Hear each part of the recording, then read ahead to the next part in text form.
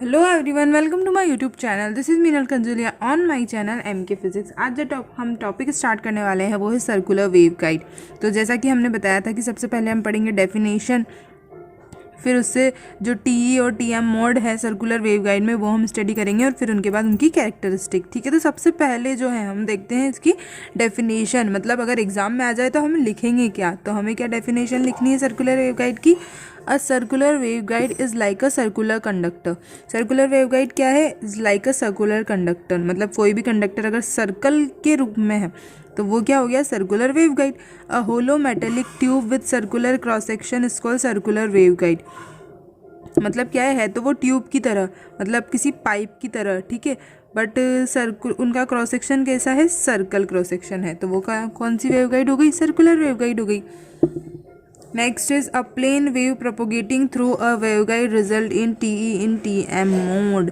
ठीक है, तो सर्कुलर वेव गाइड से जो भी वेव प्रोपोगेट होगी तो उसमें कौन कौन से मोड एग्जिस्ट करेंगे? टीई और टीएम मोड एग्जिस्ट करेंगे। ठीक है, तो ये हो गई इसकी डेफिनेशन के बाद हम देखेंगे हेल्महोल्ट्ज़ इक्वेशन।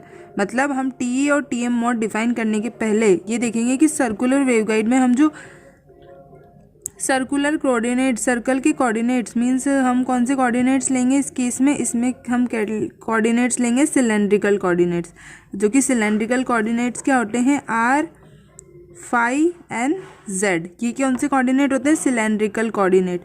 तो इनके थ्रू हम कौन सी इक्वेशन डिराइव करेंगे? Helmholtz equation. एंड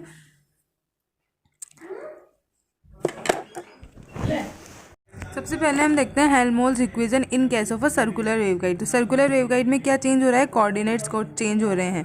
ठीक है, तो 3 डायमेंशन जो कोऑर्डिनेट हैं वो क्या हो रहे हैं? आर, थीटा और फाई। आर, थीटा और Z in case of cylindrical coordinate. तो हेल्महोल्ट्ज़ इक्वेशन क्या होती है?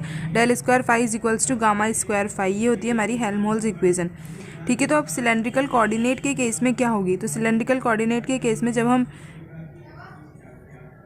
डेल स्क्वायर को लिखते हैं तो किस तरह लिखते हैं? 1/r del upon del are del psi upon del are plus 1/r square del square psi upon del phi square plus del square psi upon del Z square that will be equals to gamma square psi.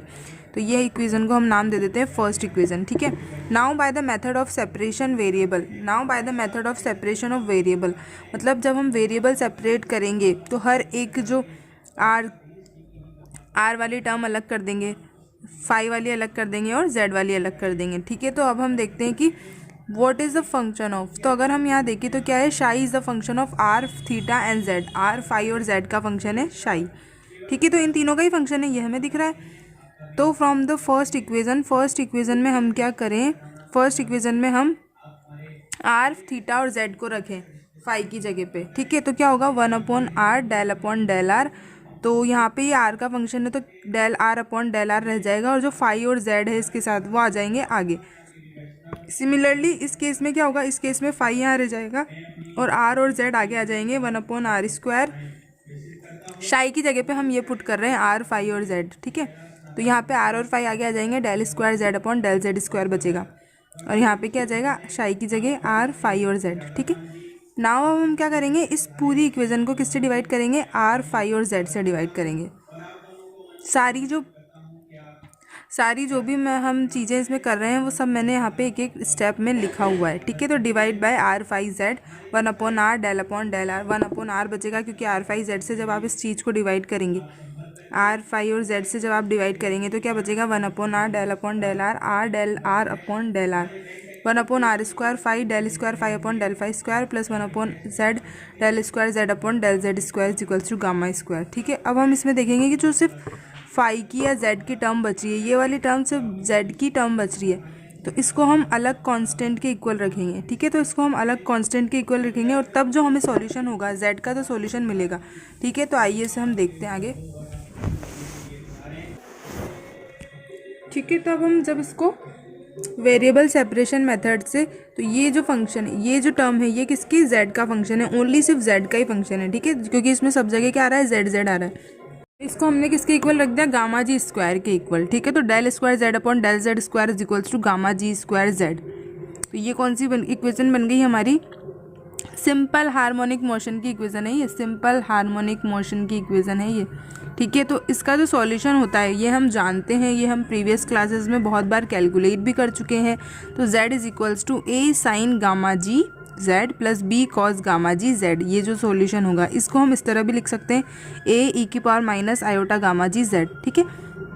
तो हमें z का solution मिल गया। अब हमें क्या करना है, अब हमें r और फाई का कैलकुलेट करना है, ठीक है। तो उसके लिए हम क्या करेंगे, multiply equation star by are square, ठीक है। तो जो वहाँ जो इक्वेशन हमने डिराइव की थी उस इक्वेशन को हम काहे से मल्टीप्लाइड करेंगे, आर स्क्वायर से, ठीक है। तो ये जो प्रोसेस है ये आप खुद करके देखेंगे तब आपको और अच्छे से आ जाएगा। तो जब आर स्क्वायर मल्टीप्लाइड करेंगे, ठीक है, तो जैसे मैं अगर आपको बताऊँ, ये हमारी इक्वेशन है, इक्वेशन स्टार, ठीक है। इस इक्वेशन स्टार को हम आर स्क्वायर से मल्टीप्लाइड करेंगे। तो यहाँ जब हम इसको आर स्क्वायर से मल्टीप्लाइड करेंगे तो ये क्या बचेगा, आर। सिमिलरली इस केस में आर स्क्वायर से करेंगे तो सिर्फ कुछ भी नहीं बचेगा, फाइव बचेगा और यहाँ पे आर स्क्वायर अपॉन जेड बचेगा, ठीक है। तो आइए इसे हम लिख लेते हैं, ठीक है। तो क्या बचा यहाँ पे, r upon capital R del upon del are upon del are plus 1 upon 5 del square 5 upon del 5 square plus r square Z upon del Z square will be is equals to gamma square r square, ठीक है। तो 1/5 del 5 ये जो term है ये भी सिर्फ phi का ही फंक्शन है, वहाँ पे सिर्फ जेड का था, यहाँ पे ये फाई का फंक्शन है। तो यहाँ पे इसी को भी हम इस तरह कोई भी कांस्टेंट के इक्वल मान लेंगे, तो उस कांस्टेंट के इक्वल मान लेंगे तो ये इक्वेशन कौन सी होगी, ये भी इक्वेशन एसएचएम की इक्वेशन होगी। तो इसका जो सॉल्यूशन होगा वो भी जेड के इक्वल, जेड के जैसा ही कुछ होगा।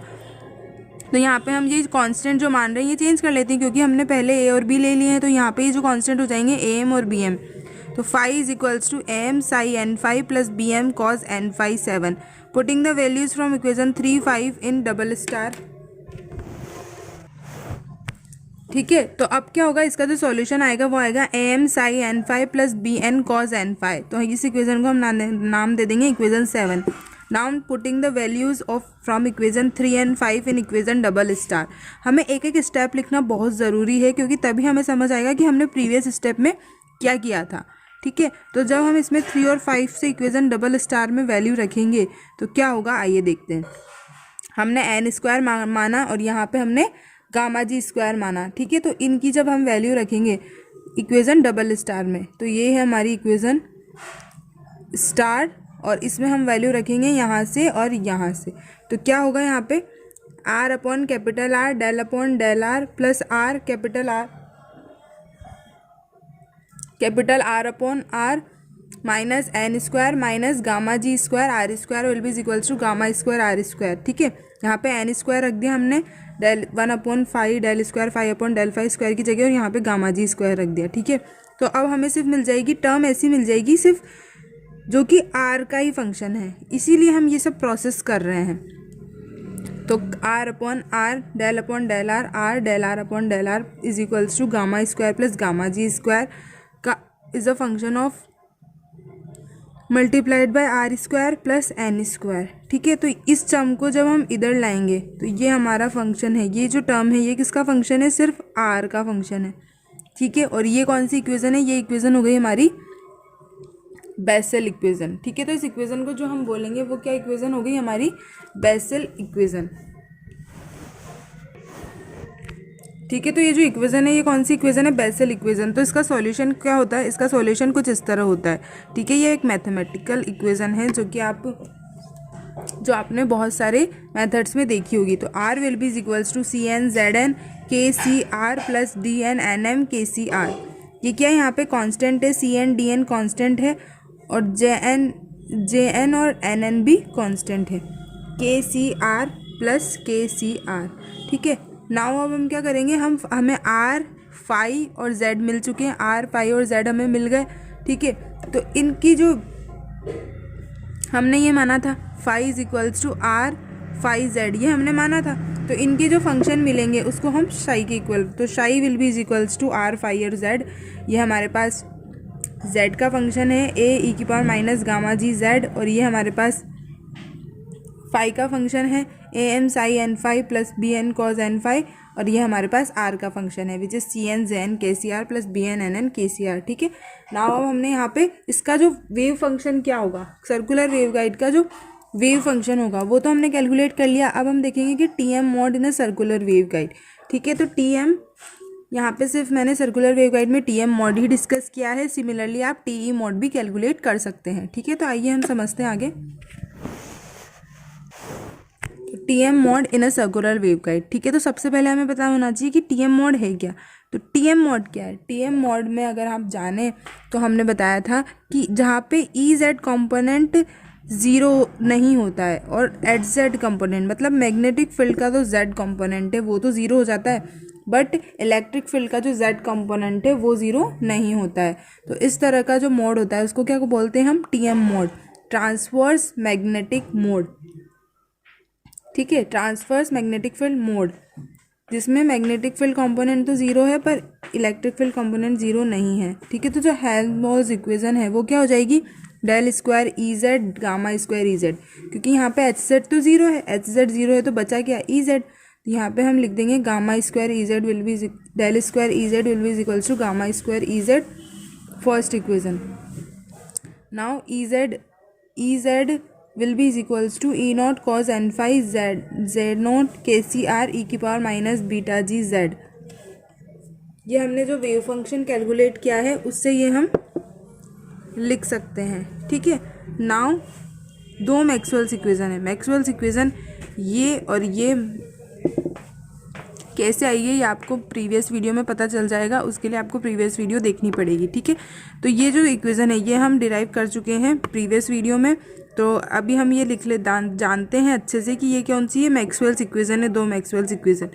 ये जो इक्वेशन है ये कहीं से डिराइव की हमने? Del cross e is equals to minus del b upon del t से डिराइव की है। ठीक है, और ये भी हमने जो मैक्सवेल्स इक्वेशन है del cross h is equals to j plus del d upon del t से डिराइव किए। ठीक है, तो ये दोनों इक्वेशन हमने डिराइव किए। तो ये दो मैक्सवेल्स इक्वेशन हैं, इनकी हेल्प से हम टी एम मोड कैलकुलेट करेंगे। इनकी हेल्प से हम टी एम मोड कैलकुलेट करेंगे। तो आइए देखते हैं। तो जैसा कि अभी हमने इक्वेशन देखा which is del cross e will be equals to minus iota omega h cross. ठीक है, तो हम जानते हैं कि स्केलर जो प्रोडक्ट है, स्केलर प्रोडक्ट का जो वेक्टर अगर हम सॉल्व करते हैं तो वो किस तरह सॉल्व होता है? इस तरह हम एक मैट्रिक्स बना के फिर उसे हम सॉल्व करते हैं। तो 1/r ये सिलेंड्रिकल कोऑर्डिनेट है, इसीलिए 1/r आ गया है। रेक्टेंगुलर वेवगाइड के केस में हमने 3 डायमेंशन लिया था x y z, तो उसके coordinate del x del y del z थे, पर यहाँ पे क्या कोऑर्डिनेट है? Del are del phi del z. ठीक है, तो यहाँ पे 1/r आता है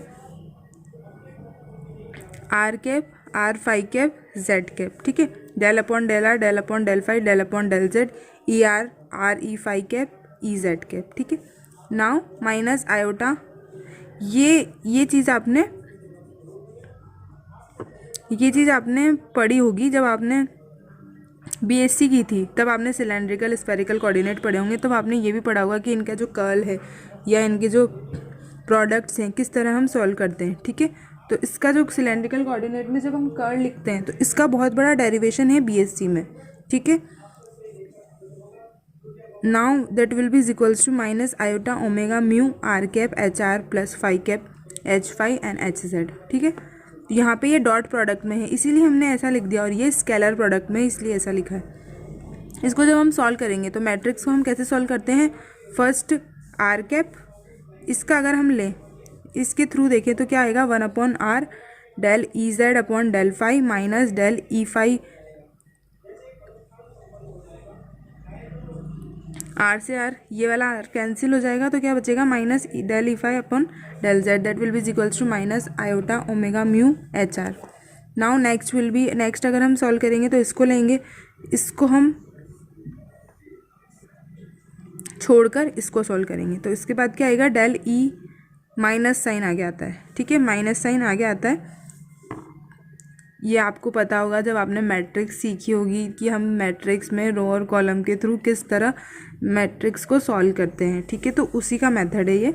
del e r upon del z minus del E Z upon del are is equals to this, and इसी सिमिलरली हम जेड वाली इसको सॉल्व करेंगे तो ये आएगा। ठीक है, ये सब आपको करके और प्रैक्टिस करके देखना पड़ेगा, तभी आप इसको अच्छे से कर पाएंगे। नाउ अब हम इस इक्वेशन को सॉल्व करने के लिए जो चीज़ें अप्लाई करेंगे वो क्या है, using h Z is equals to zero, क्योंकि हम जानते हैं कि टी एम मॉड में क्या है, टी एम मॉड में एच जेड जो कंपोनेंट है वो ज़ीरो है, तो ये हम इस इक्वेशन में पुट करेंगे तो जो हमें इक्वेशन मिलेगी, और del upon del Z is equals to minus iota beta G, ये दो चीज़ें जब हम इन इक्वेशन में पुट करेंगे तब हमें जो